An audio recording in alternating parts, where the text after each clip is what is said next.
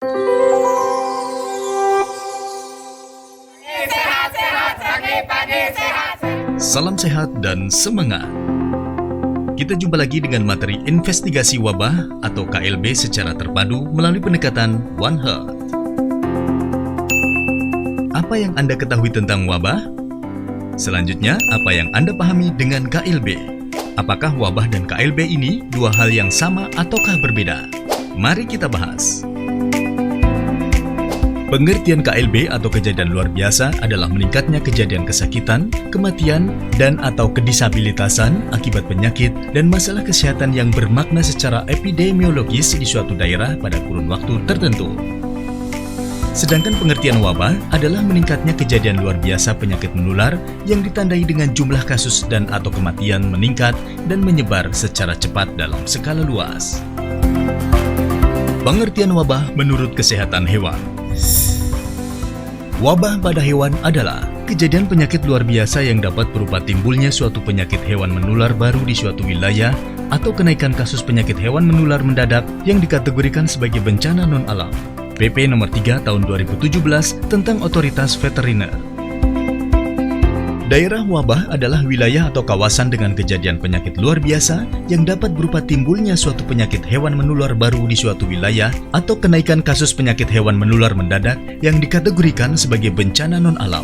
Permentan nomor 17 tahun 2023. Wabah pada hewan terjadi ketika terdapatnya peningkatan kasus pada suatu waktu dan tempat pada populasi tertentu melebihi dari perkiraan. Biasanya pada satu periode waktu tertentu, pada satu area atau wilayah tertentu, dan pada suatu grup hewan tertentu. Epidemik adalah penyakit menular yang berjangkit dengan cepat di daerah yang luas dan menimbulkan banyak korban. Peningkatan angka penyakit di atas normal yang biasanya terjadi secara tiba-tiba pada populasi di suatu area geografis tertentu. Sekarang kita simak langkah-langkah yang dilakukan pada saat melakukan investigasi wabah atau KLB. Langkah pertama, persiapan. Langkah kedua, memastikan adanya wabah atau KLB. Kemudian memastikan diagnosis, membuat definisi kasus, mengidentifikasi dan menghitung jumlah kasus, analisis deskriptif, merumuskan hipotesis, selanjutnya menguji hipotesis, melakukan tindakan penanggulangan, dan yang terakhir, membuat laporan.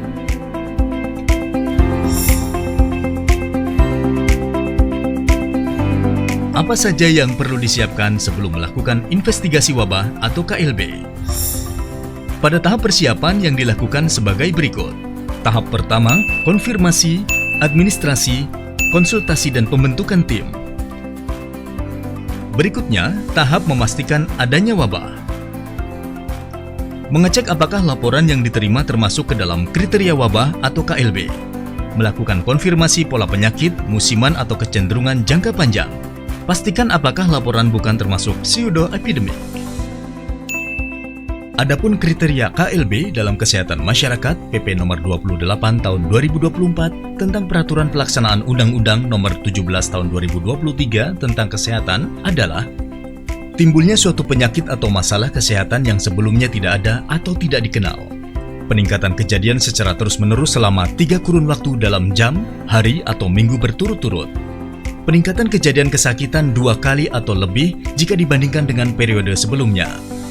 Rata-rata jumlah kejadian kesakitan per bulan selama 1 tahun menunjukkan kenaikan 2 kali atau lebih. Angka kematian akibat penyakit atau masalah kesehatan dalam satu kurun waktu tertentu menunjukkan kenaikan 50% atau lebih.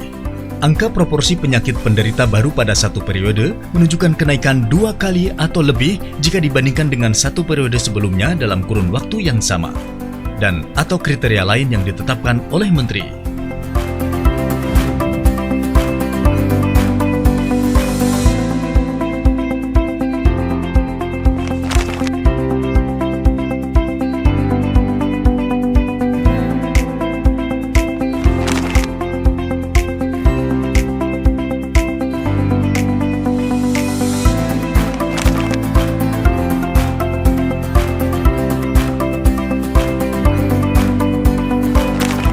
Berikutnya adalah tahap memastikan diagnosis.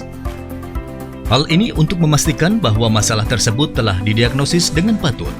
untuk menyingkirkan kemungkinan kesalahan laboratorium yang menyebabkan peningkatan kasus yang dilaporkan untuk kepentingan analisis dari kasus yang dicurigai sebagai KLB. Seringkali diagnosis tidak cepat didapat, maka perlu membuat dugaan sementara terhadap kasus yang terjadi berdasarkan kriteria tanda dan gejala suatu penyakit serta riwayat kontak dengan hewan baik langsung maupun tidak langsung.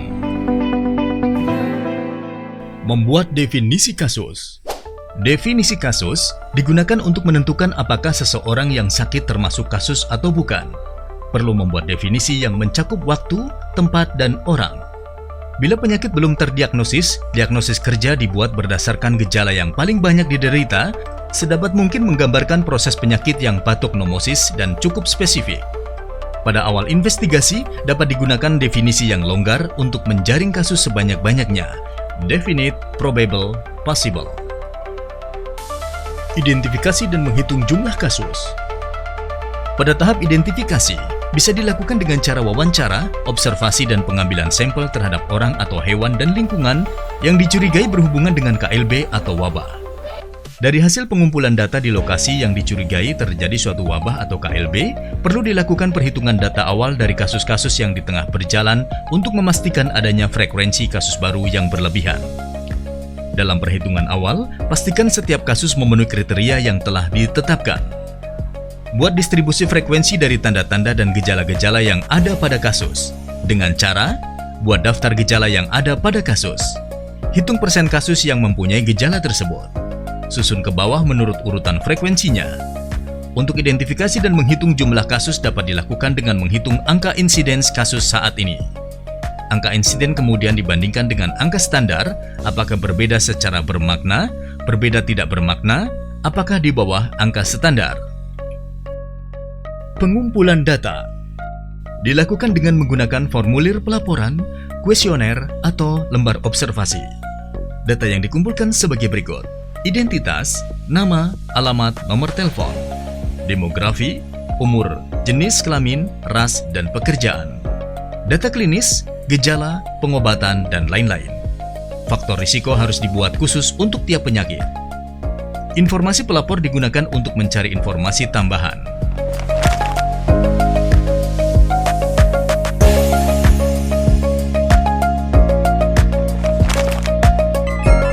Line listing. Kumpulan informasi pokok dari seluruh kasus yang didapat dibuat line listing. Setiap kolom berisi satu variabel, misal nama atau nomor pengenal, umur, jenis kelamin, klasifikasi kasus, dan lain-lain. Setiap baris berisi satu kasus. Setiap menemukan kasus ditambah ke dalam daftar. Tahap analisis deskriptif. Analisis deskriptif untuk menggambarkan variabel waktu, tempat, dan orang atau hewan. Variabel waktu, kapan mulai wabah atau KLB, kapan berakhir, periode serangan, periode paparan, masa inkubasi, dan lain-lain. Variabel tempat, tempat tinggal, tempat bekerja, tempat kemungkinan terpapar, dan lain-lain. Variabel orang atau hewan mencakup umur, jenis kelamin, ras atau suku, pekerjaan, dan lain-lain, serta manajemen pemeliharaan hewan. Kurva epidemi adalah gambaran distribusi kasus berdasarkan waktu. Semua kasus digambarkan menurut tanggal mulai munculnya gejala.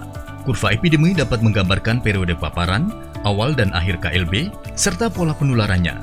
Gambaran kurva epidemi bisa common source atau propagated source atau keduanya. Pada KLB common source tergambar, puncak KLB hanya satu, permulaan, akhir, dan lama KLB. Penularan penyakit secara common source menunjukkan bahwa sumber paparan hanya berasal dari satu sumber. Menentukan periode paparan yang paling mungkin dari kasus-kasus dalam KLB common source. Masa inkubasi terpendek dan terpanjang. Masa inkubasi rata-rata, kasus pertama dan kasus terakhir, lama berlangsungnya KLB. Bentuk grafik satu puncak. Sedangkan kurva propagated menunjukkan bahwa terjadi penularan dari orang ke orang, hewan ke orang atau sebaliknya, atau melalui lingkungan. Hal ini bisa terlihat adanya beberapa puncak kurva. Ini digunakan untuk mengidentifikasi kasus-kasus penyebaran sekunder. Gambarkan variabel menurut tempat dengan spot map dari kasus-kasus. Gambarkan juga pada map tersebut sungai, tempat sampah, SAB, pembuangan limbah, lokasi kandang atau variabel lain yang berhubungan dengan penularan kasus, dan lokasi indeks case atau kasus pertama. Spot map dibuat menggambarkan distribusi titik kasus. Area map menggambarkan wilayah di mana kasus berada atau wilayah penularan penyakit bisa berdasarkan wilayah administratif, RT, RW, desa atau kecamatan, atau wilayah tertentu seperti pemukiman, perkantoran, peternakan, dan lain-lain. Kasus spesifik menyerang kelompok tertentu.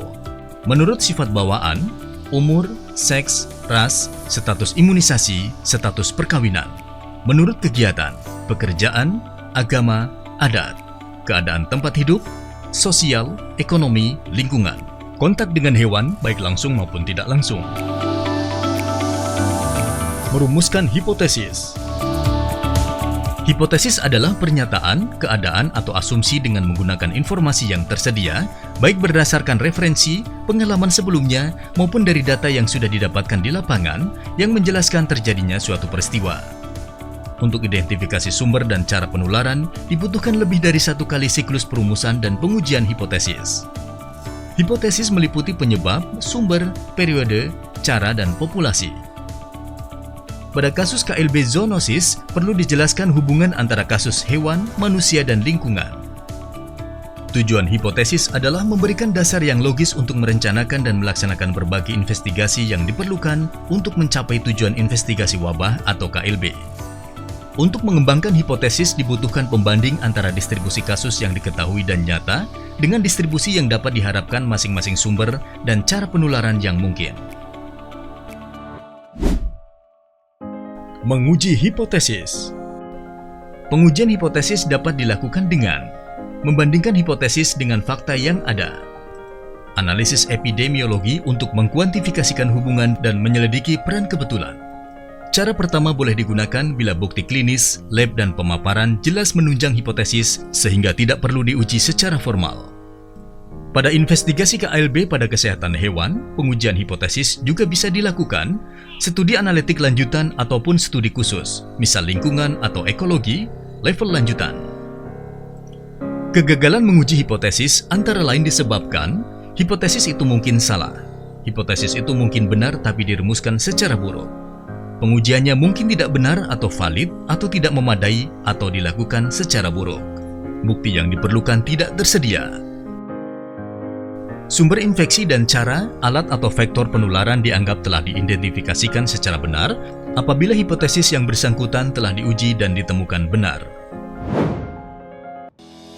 Tindakan penanggulangan. Pada tahap penanggulangan dilakukan bila telah diketahui siapa yang sesungguhnya mempunyai resiko paparan meningkat tergantung pada penyebab penyakit, bagaimana sifat sumbernya, bagaimana cara penularannya, ciri-ciri orang atau hewan rentan yang meningkatkan kemungkinannya terpapar. Untuk mencegah terjadinya kasus baru, perlu tindakan antara lain melakukan pengobatan terhadap kasus, memusnahkan sumber infeksi, memutus rantai penularan, pengebalan orang atau hewan. Membuat laporan.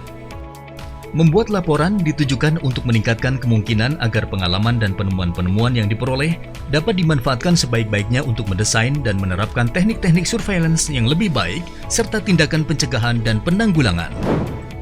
Sistematika laporan investigasi wabah atau KLB antara lain pendahuluan, latar belakang, uraian yang telah dilakukan, hasil investigasi, analisis data dan kesimpulan, uraian tindakan penanggulangan yang diambil, uraian dampak-dampak lainnya, saran perbaikan prosedur surveillance dan penanggulangan di masa depan.